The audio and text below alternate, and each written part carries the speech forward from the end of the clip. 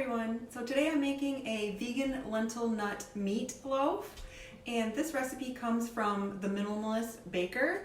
And what I like about her blog is that everything is 10 ingredients or less, and this is one of my favorite recipes of hers. And so I did a little prep work. I first sauteed some mushrooms, and you add a little bit of vegan Worcestershire sauce.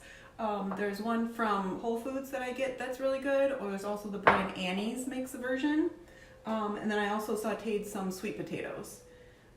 So first we're going to add to our food processor a cup of walnuts. You could also do a mix of walnuts and pecans. I just had walnuts today. Alright, so we got these walnuts pulsed, and now we're going to add the sauteed mushrooms and sweet potatoes. I'm also going to add some fresh thyme.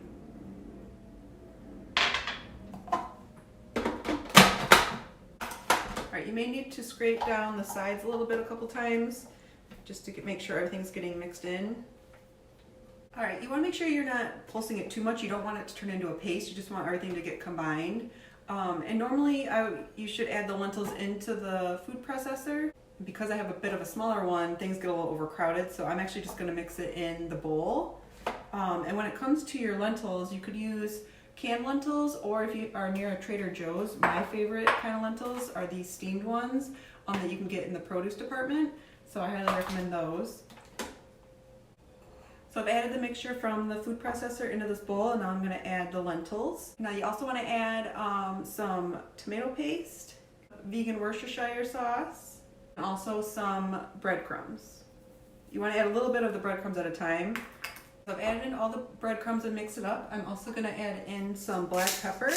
Alright, so I got everything mixed together in the bowl, and what's nice is because everything is cooked, if you want to do a taste test to see if you're happy with the flavors, you could do that. So I'm going to go ahead and transfer this into a loaf pan. And I forgot to mention that this is actually half of the recipe.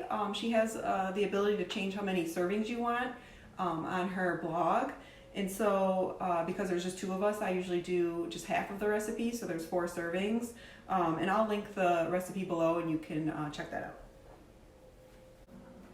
Alright, so I've transferred everything into the loaf pan and pressed it down nicely, and now we're just going to top it with some ketchup.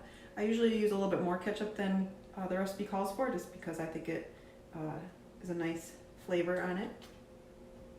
And it'll now go into a 350-degree oven for about 35 minutes, and then it'll be ready to eat. So if you tried this recipe, let me know what you think. I'd love to hear your thoughts, and have a great day.